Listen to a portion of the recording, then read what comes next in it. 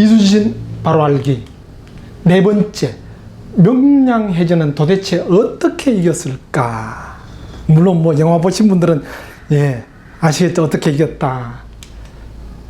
명량. 명자가 울명자입니다. 그래서 울돌목 그러죠. 량은 뭐 들보 또는 제방 그런 뜻도 있지만 좁은 수로라는 뜻입니다. 이순신이 임진왜란때 싸웠던 해전 중에서 량자 붙은 게 많죠.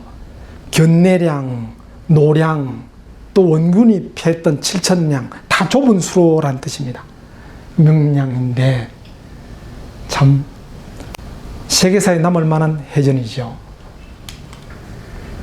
필히 죽고자 하면 살고 살고자 하면 죽는다. 필사즉생 필생즉사. 실제 명량 해전 전날 바로 이순신이 부하를 모아놓고 한 얘기입니다. 난중일기도 나오지요. 어찌 보면 명량해전 어떻게 싸웠나? 오로지 정신이다. 이렇게 봐도 과언이 아닙니다. 물론 영화 포스터에 보면 330척에 맞선 12척의 배 되어 있는데 바로 이순신이 선조에 올린 장기에 지금 신에게는 전선이 아직도 12척이 있습니다. 금, 신, 전선, 상류, 시비 라고 되어 있죠. 그 12척의 배. 그런데 실제 요거 장기 올리고 나서 전라우수사 김억초가 한 대 더 몰고 왔어요. 실제로 13척이 싸웠습니다. 싸웠는데 왜 이런 장기를 올렸나 하면 이순신이 백의종군에서 다시 부임했지만은 그 전에 그렇죠. 바로 백의종군 하는 동안에 원군이 일본 본진이 있는 부산포 습격하러 갔다가 전멸해버렸죠. 습격하러 갔을 때는 그냥 부산포에서 대충 싸우다가 돌아오다가 바로 근처, 거제도 근처 7,000량에서 전멸해버렸습니다. 해군수군 80여 척이 되는 배 거의 없어지고 거북선도 다 없어져버렸죠. 원균도 전사하고. 그때 거기에 참여했던 배설이 12척을 갖고 도망친 그 배가 12척 남아있었던 겁니다. 근데 그렇지만은 위에서 볼 때는 이제 끝났다. 수군은 끝났다. 육군에 같이 모여 싸워라. 그러니까 바로 이순신이 이런 장기 올렸습니다. 아직 신이 남아있으니까 일본이 함부로 어쩔 수 없을 겁니다. 더 중요한 건 바다를 포기하면 일본은 바로 남에 돌아 서에 돌아 서울로 바로 공격합니다. 일본이 임진왜란한테 제일 어려웠던 것 중에 하나가 육로의 군량미 조달이 제일 어려웠습니다. 그냥 육로로 요즘처럼 트럭에 군량미 싣고 다닐 수도 없고 그렇죠. 뭐 소에 말에 끌고 다니는데 힘들었습니다. 그럴 때 바다가 있으면 바로 올라가지요. 이미 7,000량에서 원균이 패하는 바람에 남해 바다는 벌써 일본 거 됐지만은 딱 노량이 지금 해남 근처 진도 앞바다지요. 남해와 서해 딱 만나는 경계선입니다. 거기 뚫리면 바로 서해입니다. 바로 그냥 한양까지죠.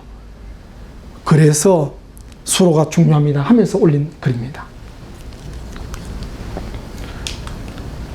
적선의 수에 대해서 난중일기와 선조실록에는 133척, 130여 척이라고 기록되어 있습니다. 물론 기록이 같은 것은 바로 이순신이 올린 장계를 그대로 선조실록에서는 인용했겠죠. 근데 이분 아까 말씀드렸죠. 이순신의 조카. 이분이 쓴 이순신 행록에는 그날 피난한 사람들이 높은 산봉우리 위에 올라가 바라보니 적선이 쳐들어오는데 300까지는 헤아렸으나 그 나머지는 얼마인지 그 수를 헤아릴 수 없었다고 기록하고 있다. 이 높은 산봉우리 바로 울돌목 바로 옆에 있는 산 망금산입니다. 지금 거기 바로 명량대첩 기념공원 만들었는데 그 높은 데 거기 딱 망루처럼 전망대처럼 만들어놨는데 거기 보면 바로 울돌목이 한눈에 다 보입니다. 거기에 피난민들이 같이 모여서 까맣게 오는 배가 있으니까 헤아려 본 겁니다.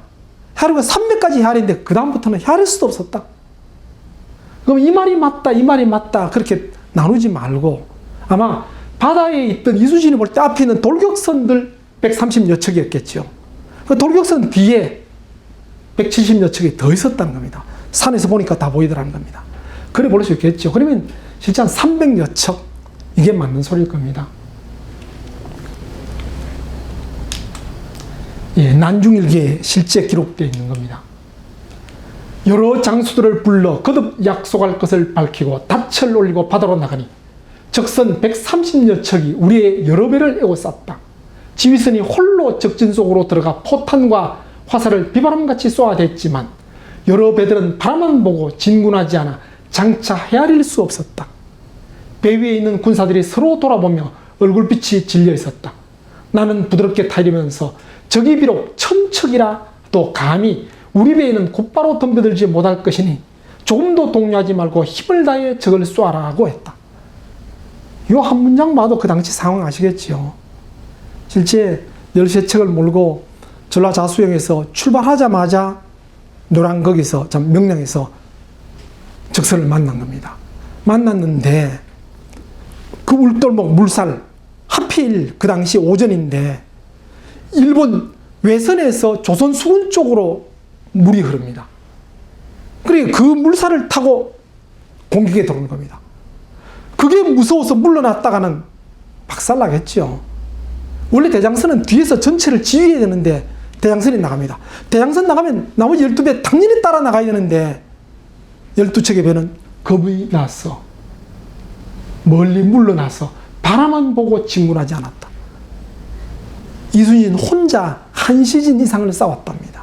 한 시즌 그러면 오늘날 2시간 정도 되죠. 자축인묘 진시일대 자시 그러면 11시부터 1시까지, 축시 그러면 1시부터 3시, 그러니까 2시간. 2시간 정도를 혼자 역류를 맞으면서 싸운 겁니다.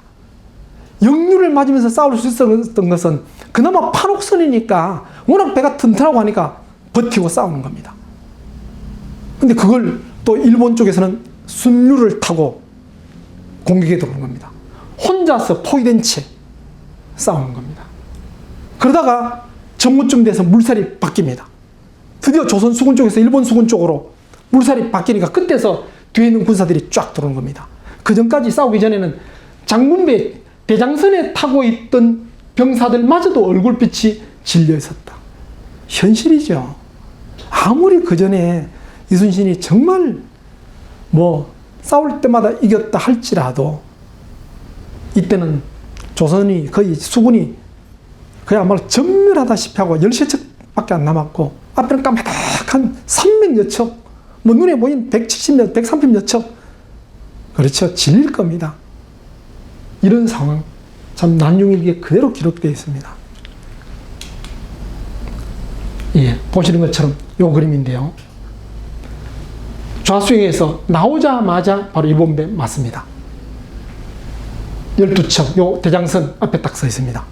뒤에 요 배는 뭐냐면 그 당시 피난 가던 사람들 배도 다 뒤에 모아놨답니다. 배가 많은 것처럼 보이게 하기 위해서.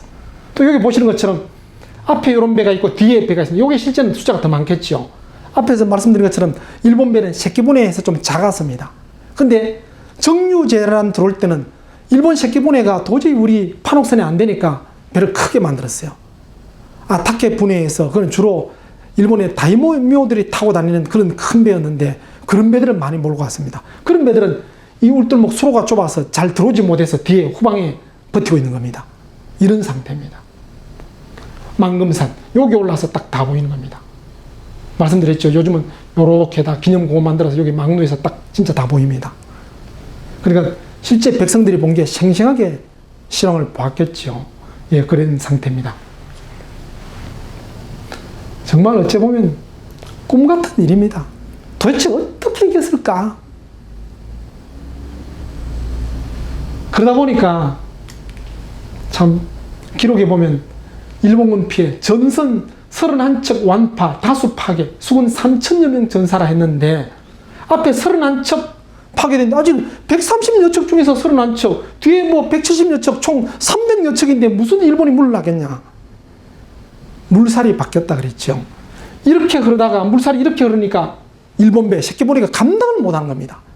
거꾸로 흐르는 데 중에 31척 정도가 파괴되기 시작하니까 그 다음부터는 막 우왕좌왕 그런 식으로 스스로 무너지고 부서지고 박살이 나니까 도저히 뒤에 있는 배도 공격하는 수가 없었죠. 원래 또 한번 겁이 나서 밀리기 시작하면 전체가 밀리는, 그래서 물리친 그 상황인데, 자, 문제는 일본군의 피해가 이렇다면 우리 조선군은 몇 명 죽었을 것 같아요? 대충 찍어서 수군 2명 전사, 3명 부상. 난중일기에 이 2사람, 전사한 사람, 부상당한 사람 이름까지 다 있습니다. 노젓는 병사, 또 병졸 하나, 부상까지 이름까지 다 있습니다. 생생한 기록이죠. 이게 가능하냐? 예, 앞에서 말씀드린 것처럼 판옥선과 새끼분해 그 차이처럼 판옥선 멀리서 대포를 쏜 겁니다. 백병전 붙어 싸운 게 아닙니다. 그 영화는 좀 재밌게 하려고 막 붙어 싸우는 것처럼 하지만 실제 그 영화에서처럼 그렇게 싸우면 부상자, 사망자 많이 나옵니다. 조선군도. 그게 아니고 멀리서 쐈죠. 또 영화에서 보면 새끼분해를 뭐 판옥선에 갖다 붙여서 그냥 판자 넣고 뭐 건너와서 했는데 그거 아닙니다. 새끼분해는 작고 낮고 판옥선 높아서 사다리 놓고 올라가야 됩니다. 그래서 위에서 그냥 활로 그냥 성을 지키듯이 싸운 그게 우리의 조선입니다. 또 아예 맞붙어 싸우질 안 하는 게 또 우리 조선의 전술입니다. 그 이순신의 전술. 바로 대포 쏘는 겁니다. 그러다 보니까 이렇게 피가 적었던 겁니다. 정말 기적 같은 일이죠. 이런 기적 같은 일이다 보니까 도대체 어떻게 이겼느냐에 대해서 여러 설들이 나옵니다. 근데 난중일기에는 기록이 없습니다. 명량 하루 전날 기록에 보면 한산대첩처럼 노인이 꿈에 나타나서 이렇게 하면 이기고 이렇게 하면 진다라고 말했는데 신이 한 일이다 이런 기록이 있습니다. 전설 따라 삼천리 같은 거. 또 명량해전 끝나고 나서 기록에 보면 천행이었다. 정말 크게 운 좋았다. 그 기록밖에 없다 보니까 선조께 올린 장계도 저걸 이렇게 무찔렀습니다 했지 이런 전술 폈습니다가 없으니까 이런 말이 나오는데요. 절제설 명량 좁은 수로 쇠사슬을 걸어서 일본 배를 막았다. 이런 설이 있는데 택리지, 호남절이록, 현무공 실기에 기록되어 있는데 이거 명량대전 이후 근 130년, 150년 이후의 기록입니다. 역사서도 아니고요. 이 택리지 같은 거는 지리서지요. 그냥 그 당시 내려오는 얘기들을 정리한 겁니다. 이중환이 택리 쓸 때 하필 또 전국을 다녔지만 전라도는 안 갔어요.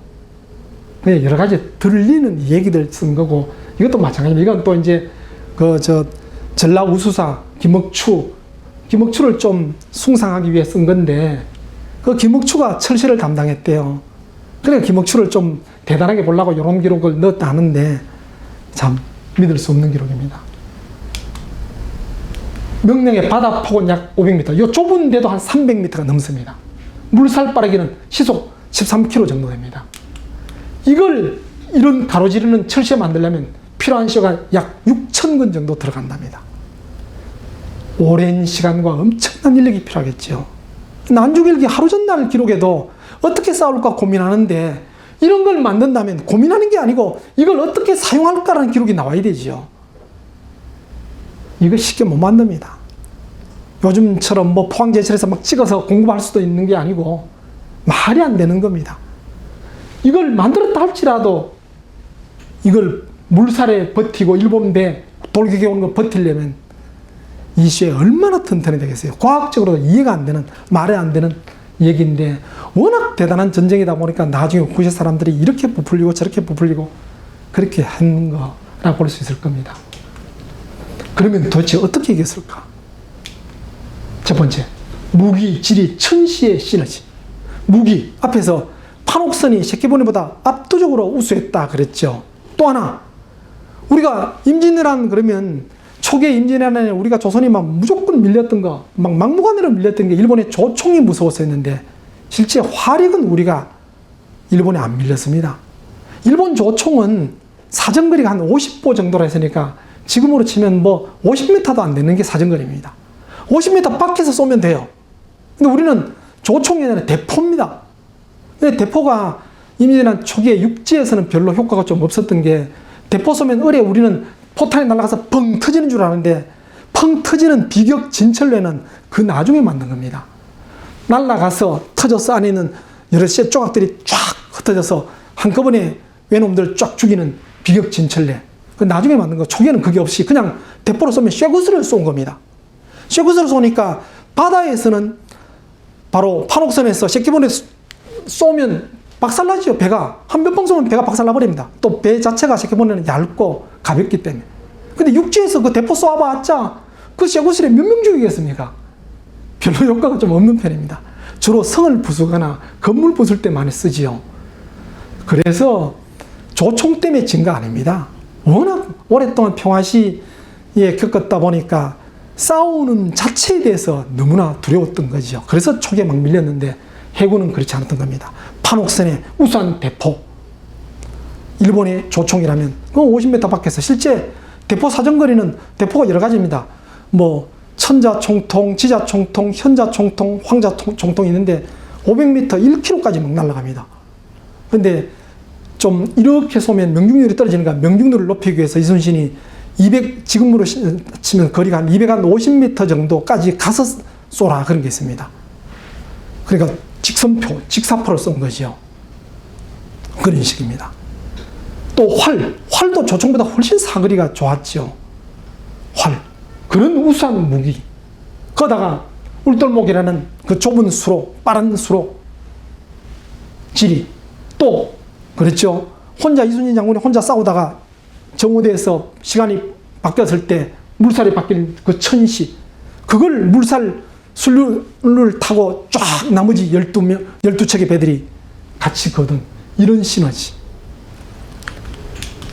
또 하나는 이순신의 솔선수범의 리더십.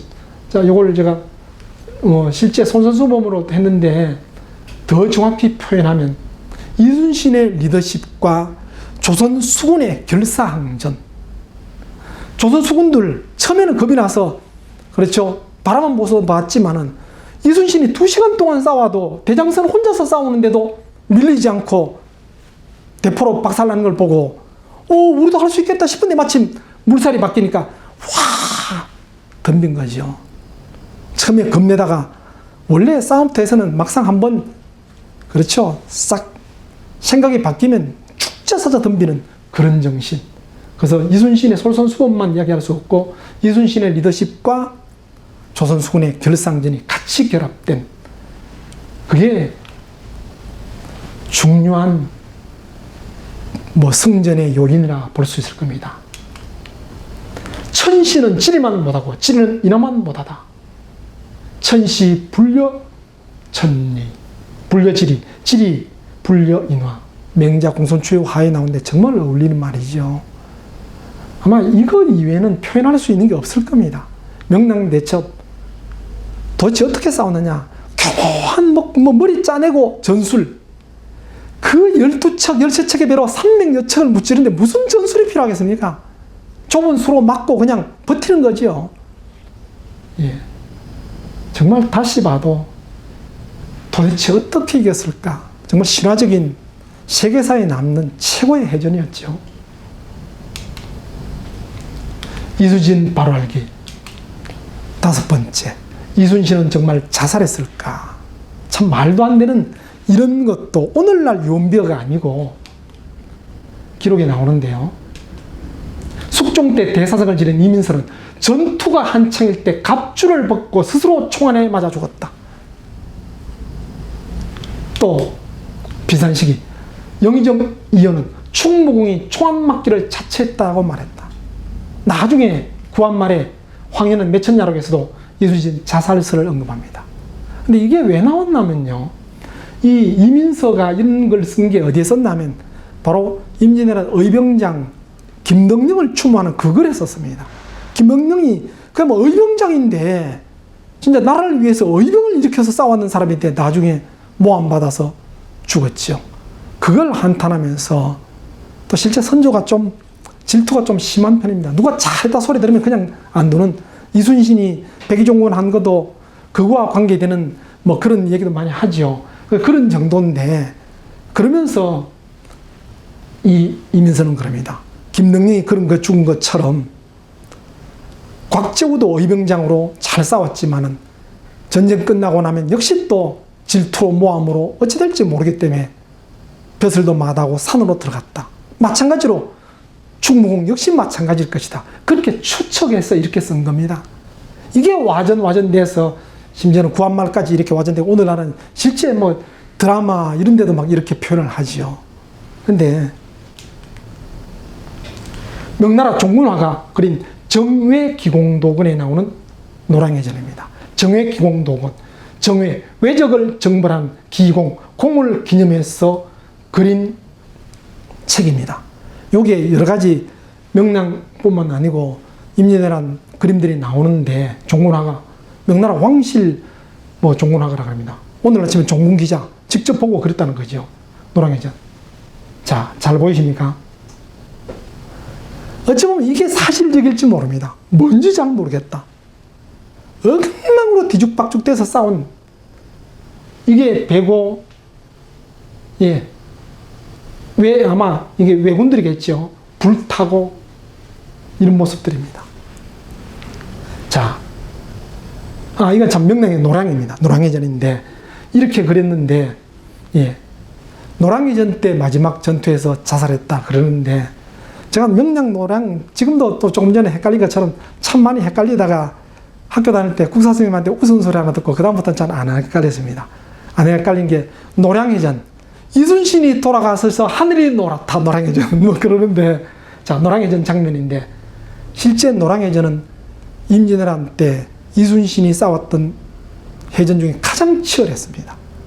그전에는 거의 멀리서 또 더 많은 바로 판옥선이 이길 만한 조건을 가지고 싸웠습니다. 그게 이순신의 전술입니다. 미리 정탐병 보내서 왜군이 모여있는데 말고 흩어져 있는 곳을 집중 공략한 겁니다. 실제 그 정유재난 터질 때 이순신이 백의종군 된 것도 마찬가지입니다. 임진왜란 때 잠시 휴전했다가 정유재난 다시 배들이 몰려왔을 때 그 첩보를 들고 선조는 이순신 보고 나가 부산에 모여있는 왜적들 박살내라 그랬습니다. 근데 이순신 입장에서는 부산은 그 이미 일본의 전진기지 본부입니다. 그 본부에 배들이 다 몰려있는데 가서 싸워서 승산이 없다. 그래서 쉽게 출전 못한 겁니다. 또 그 멀리까지 배져가기도 힘듭니다. 그래서 오늘날 생각하면 안 됩니다. 그 당시로 볼 때는 바다 가운데로 못 가고 주로 이제 해변 따라 쭉 가는데, 일본의 새끼본에는 대포가 없었지만은 해변에 있는 일본 초소에는 이미 대포들이 있습니다. 그 따라가다가는 호랑이굴에 들어가는 거거든요. 그래서 못 싸우겠다. 그런 걸 임금 말 안 듣는다고 감히 어명을 안 따라다니. 그래서 죽일라 했는 거 신하들이 말려서 백의종군한 겁니다. 근데 원균은 시킨 대로 했다가 진짜 전멸해버렸죠. 그처럼 이순신은 무모하게 적들이 모여있는 데 가서 안 싸우고 배가 흩어지는 걸 알고 정탐전 보내서 알고 우리 배가 더 일본 배보다 많을 때가 싸웠습니다. 우리 배보다도 일본 배가 많을 때는 한산대첩 그 정도입니다. 근데 이 노량해전은 달랐어요. 이때는 이 노량해전 직전에 일본이 벌써 끝장난 겁니다. 도대체 뭐 군수물자가 보급이 안 되고 도저히 먹고 살기도 힘들고 그런 정도로 버티다가 순천 외교성의 예교성입니다. 예교성에 고니시 귀나가가 고 있었는데 그때 조선군과 명나라군이 포위해서 몇 번이나 공격했는데 명나라 장수가 일본 고니시한테 뇌물 받아먹고 제대로 협조를 안 해서 성을 제대로 함락을 못 시켰어요. 그런 차에 고니시가 일본 수군한테 연락해서 수군들이 구해달라 합니다. 일본 수군들이 총 출동한 겁니다. 그 조명연합군이 나서 싸운 게 노량해전인데, 이때 노량, 관음포는 막다른 곳입니다. 다른 데는 명량에서 본 것처럼 싸우다가 일본 배가 도저히 안 되니까 도망갔습니다. 이때는 도망갈 곳이 없어요. 도망갈 곳이 없으니까 일본 수군도 죽자고 싸우는 겁니다. 바로 궁지에 몰린 쥐처럼. 그러니까 포위망을 뚫기 위해서 죽자고 싸우는데 우리 조선 쪽 입장에서도 그전과 다릅니다. 이제는 끝장내겠다, 이런 선멸작전입니다. 물리치는 게 아니고 그냥 맞아 싸우는 뭐 막는 게 아니고 일본 선멸작전입니다. 그래서 멀리 대포만 쏜 게 아니고 노량해전에서는 근접전도 벌입니다. 기록에 보면 이순신 장군도 포위돼서 위험할 때 명나라 제독 진린배가 와서 도와주고, 또 진린의 배가 포위됐을 때 이순신이 도와주고, 그 정도로 치열했던 전투입니다. 기록에 보면 노량해전에서 통지사 이순신뿐만 아니라 가리포 천사 이영남, 나간군수 방등용, 흥량현감 고득장 등 10명의 조선 장수와 10여 명의 조선 장수와 명나라 장수 등자령이 전사했다. 이순신의 해전사에서 이렇게 여러 장수가 죽은 적이 없습니다. 이순신 혼자 이때에 갑주 벗고 이제 전쟁 끝날 때쯤 됐으니까 에이 이거 전쟁이 이겨봤자 선조한테 또 무슨 질투당해서 죽을 뭐 세상 꼴보기 싫으니까 자살하기 위해서 죽으라 투구 벗고 옷 벗었다. 말도 안 되는 소리입니다. 또 실제 이순신이 유탄을 맞을 때는 아침이었습니다. 새벽에 시작해서 아침. 그래 전쟁 한창 시작할 때였습니다. 한창 시작할 때쯤 자살하려고. 아니죠. 끝날 때쯤도 아니고 시작할 때입니다. 또 나중에 우리가 볼 때는 노량해전이 마지막 해전이지만은 이순신은 그 당시에 이게 마지막 해전이라고 볼 수 없었습니다. 권희신은 이런 혼전 중에서 도망갔습니다. 이게 끝나는 전쟁이라 지금 우리는 그렇게 알지만 그때는 그렇게 알 수 없는 시기. 또 요 전쟁 자체에서도 막 한참 시작할 때 이럴 때 자살한다면 이건 장수도 아니죠. 이순신을 자살했다고 보는 것은 오히려 이순신을 모독하는 일입니다. 마지막 남긴 말씀이죠. 싸움이 급하니 나의 죽음을 알리지 말라. 전방급신 물은 아사.